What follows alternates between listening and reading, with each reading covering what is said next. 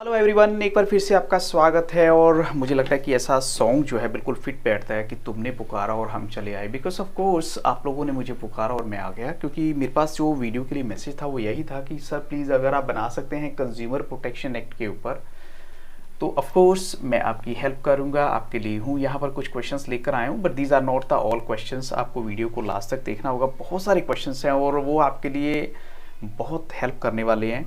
जैसे कि अगर फर्स्ट क्वेश्चन की बात करूं, what is meant by consumer protection, आपसे पूछा जा सकता है वाइवा में कि कंज्यूमर प्रोटेक्शन क्या होती है, वो आपने बतानी है। देखिए सबसे पहले तो देखो, आप अपनी इंट्रोडक्शन तो दो गई, आप क्या हैं, आपके टीचर ने आपको क्या सिखाया है। ये सबसे पहला काम तो यही कहेंगे कि बेटे आपने जाते ही अपनी इंट्रोडक्शन देनी है और आपने अपना फाइल का टॉपिक बताना है।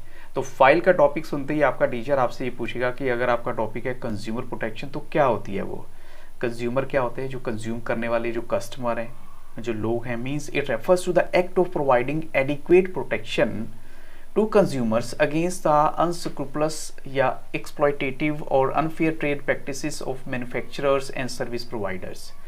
कहने का मतलब क्या होता है, अगर आपके साथ कुछ गलत हुआ है एज अ कस्टमर, आपके साथ कुछ रॉन्ग हुआ है, आपको कोई जैसे क्रीम लेने गए या कुछ और चीज़ें, मिलावटी चीज़ें आपको दे दी गई हैं, तो आपकी प्रोटेक्शन कैसे की जाए, ये इसी पर्पज़ के लिए चैप्टर आपका बना है। और ये उन्हीं लोगों को कंट्रोल में करने के लिए होता है, नहीं तो वो तो आपको जो है सारा ही 2 नंबर का माल देंगे, कोई भी आपको अच्छी चीज़ें नहीं देने वाले, क्योंकि उनको डर लगता है, लो बने हुए हैं इसके लिए। सेकेंड क्वेश्चन है, name the legislation which provides protection to consumers. अब वो ऐसा कौन सा कानून है जो बनाया है स्पेशली इसी पर्पज़ के लिए, उसको हम बोलते हैं कोपरा। वैसे कंज्यूमर प्रोटेक्शन एक्ट है, कोपरा उसको बोलते हैं। और ये बना कब था? 1986 में। नेक्स्ट क्वेश्चन है, what is the purpose of enacting the consumer protection act 1986। इसको जो है 1986 में, यानी जब बनाया गया इस कानून को, तो उसको बनाने का पर्पज क्या था? पर्पज इसका इनफैक्ट वही है जो मैंने फर्स्ट क्वेश्चन में आपको बताया। The purpose of enacting the consumer protection act 1986 was to protect or is to protect the and promote the consumers' interest through speedy and inexpensive redressal of their grievances. Suppose आपके साथ कुछ भी, आपने कोई cream ली, cream की वजह से आपके फेस पे कुछ प्रॉब्लम हो गई, आपके पास बिल है, आप बोलेंगे कि मैंने ये यूज़ किया है और इसकी वजह से मेरे साथ ऐसा हुआ है, और वो बात अगर प्रूव हो जाती है तो एक तो स्पीडी आपको जस्टिस मिलेगा, और दूसरा क्या होता है, इनएक्सपेंसिव, यानी ज़्यादा कॉस्टली नहीं पड़ेगा। Means you have nothing to spend, और आपको आपका जो लॉस हुआ है वो उसकी भरपाई हो जाती है। तो यही इस पूरे एक्ट का मेन पर्पज़ है, जहाँ आपके साथ कुछ भी ऐसा गलत ना हो। Give the meaning of consumer. Consumer का मतलब क्या होता है? तो कंज्यूमर का मतलब कंज्यूम करने वाला, यूज करने वाला। एक consumer means a person who buys goods, जो किसी वस्तु को खरीदेगा, हायर सर्विसेज या सर्विसेज लेगा, to be used for consumed और कंज्यूम्ड बाय हिमसेल्फ और by someone on behalf of the buyer. Suppose आप हैं या आप किसी के लिए करते हैं ऐसा, तो मीन्स आपने सर्विसेज तो लिए हैं, वो चाहे आपने लिए हैं या आपने किसी और के लिए बिहाफ पे लिए हैं, वो एक्चुअल में कंज्यूमर होता है। आप मार्केट में कुछ खरीदने गए हैं तब भी आप एक कंज्यूमर हैं। अब इसी से रिलेटेड हमारे नेक्स्ट क्वेश्चन हो जाते हैं, जब आप खरीदने जाते हैं तो किन बातों का आपको ध्यान रखना है। नेक्स्ट है, why consumer protection is important for consumer, give any one reason. आपको कोई एक रीजन बताना है कि कंज्यूमर प्रोटेक्शन कंज्यूमर के लिए इंपॉर्टेंट क्यों है। तो कंज्यूमर्स, उसका सबसे बड़ा रीजन क्या है, जो कंज्यूमर है they are ignorant of their rights. उनको अपने अधिकारों का ही नहीं पता, उनको पता ही नहीं है कि वो एज ए कंज्यूमर उनके पास क्या राइट्स हैं। Why is consumer protection important for businessman. अब ये तो था कंज्यूमर के लिए, बिजनेसमैन के लिए किस लिए है? बिकॉज उनको इंश्योर करना होता है कंज्यूमर प्रोटेक्शन को, इसलिए। मीन्स अगर लॉन्ग टर्म इंटरेस्ट की बात करें बिजनेस की, तो आपका, जैसे आपने देखा होगा, टोल फ्री नंबर भी गिवन होते हैं। टोल फ्री नंबर किसी पर्पज के लिए होते हैं कि आप वहां पर अपनी कंप्लेन रजिस्टर कर सकते हैं। तो कंज्यूमर की प्रोटेक्शन होनी चाहिए, और अगर आप चाहते हैं आपका बिजनेस लॉन्ग टर्म चले तो उसके लिए ये सबसे पहला स्टेप आ जाता है। तो इसलिए कहते हैं कि बिजनेस को अगर आप लॉन्ग रन में देखना चाहते हैं तो आपको ये काम तो सबसे पहले प्रायोरिटी बेसिस पे करना होगा। नेक्स्ट क्वेश्चन है, mention any 2 ways by which the consumers are exploited by traders. अब कंज्यूमर्स को, जैसे यहाँ पर क्वेश्चन मेरा नेक्स्ट है, 2 वेज बताने हैं एक्सप्लॉइटेड बाय ट्रेडर्स। कैसे जो है आप कह सकते हैं कि ट्रेडर उनको एक्सप्लॉइट करते हैं। तो यहाँ पर जो सबसे बड़ा एक तो इसमें दिया है, एक तो अडल्ट्रेशन। अडल्ट्रेशन क्या होती है? मिलावट करना। दूसरा क्या है? अंडरवेट करना, या अंडर मेजरमेंट करना। सपोज पहले क्या होता था, जैसे अब तो इलेक्ट्रॉनिक आ गए हैं, वेइंग मशीन्स जो हैं, पहले ऐसी नहीं होती थी, पहले लोहे के बड़े बड़े हैवी वो बने होते थे कुछ, और उससे आप मेजर करते थे। अभी छोटी छोटी शॉप्स पे ऐसा होता है, तो वहाँ कुछ ना कुछ मैग्नेट लगा दिया, कुछ लगा दिया, वो वेट ज़्यादा हो जाता है लाइक, तो आपको लगता है कि सब कुछ ठीक है, बट एक्चुअल में आपके साथ ऐसा धोखा हो जाता था। Mention any 2 causes of consumer exploitation. 2 causes बताने हैं कि क्या रीजन है कि कंज्यूमर एक्सप्लॉयट होता है। एक तो वो मैंने आपको पहले बताया कि lack of awareness of consumers right, आपको पता ही नहीं आपके अधिकारों के बारे में, और दूसरा क्या है, जो non availability of sufficient information है, आपके पास इंफॉर्मेशन ही नहीं पहुंचती। इसलिए आपने देखा होगा टीवी पर बहुत बार ऐड आती है, जागो ग्राहक जागो, वो इसी पर्पज के लिए बनी है कि आप एक कंज्यूमर हैं तो आपको अवेयर रहना है। अगर आप चाहते हैं आप बिल लेके आइए, बिल किस लिए लीजिए, ताकि उस पर एग्जैक्ट डेट होती है और वो एक गारंटी वारंटी को एश्योर करती है। अगर बिल नहीं होगा तो इट मीन्स आपने जो भी सामान लिया है उसका कोई गारंटी वारंटी नहीं होगी, फिर आप कैसे अपने आप को प्रोटेक्ट करेंगे। नेक्स्ट क्वेश्चन इसमें है मेरा, right to choose a consumer, इसका मतलब क्या होता है। It means that the marketers should offer a wide variety of product so that the consumers make a choice from amongst them. अब आपका इसमें है कि आप इतनी चॉइस दे दो कि कंज्यूमर के पास भी ऑप्शन आ जाए कि यस मैं ये लूँ ये लूँ ये लूँ, यानी सोचने पर मजबूर हो जाए। ये है right to choose a consumer. ऐसी सेकेंड है मेरा, right to be heard to a consumer. Right to be heard to a consumer का मतलब होता है एक consumer has a right to redress his grievances. अब ऐसा नहीं है कि देखो कोई आपसे बिल के साथ कुछ सामान लेके गया और आप उसको सुन ही नहीं रहे हैं, इग्नोर कर रहे हैं, नहीं। अगर उस टाइम पीरियड के दौरान कुछ प्रॉब्लम हुई है, जो गारंटी वारंटी मिली है, तो आपको उसे सुनना होगा। ये है right to be heard. Next है right to safety to a consumer. इसका मतलब क्या होता है, इसका मतलब है that the consumer should be protected against goods and services which are hazardous to life and health. अब देखो कुछ ऐसी चीज़ें होती हैं जो आपकी लाइफ के लिए खतरनाक है, डेंजरस हैं, हेल्थ के लिए ठीक नहीं है, उससे आपको प्रोटेक्शन मिलनी चाहिए, सेफ्टी होनी चाहिए।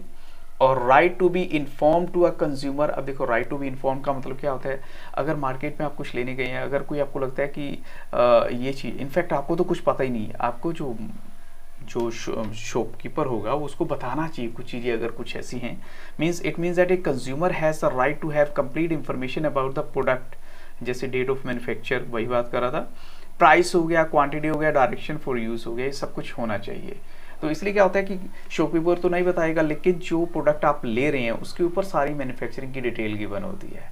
अब शॉपकीपर तो रख देगा अपनी शॉप पे, उसके पास इतना टाइम थोड़ी है, अगर उसके पास बहुत रश है वो आपको कैसे बताएगा कि ये इसकी एक्सपायरी डेट ये है, आपको ये तब तक यूज़ करनी। खाली बैठा होगा तो अलग बात है, टाइम पास करने के लिए आपको बता देगा, बट अदरवाइज कोई नहीं बताता है, ना किसी के पास टाइम होता।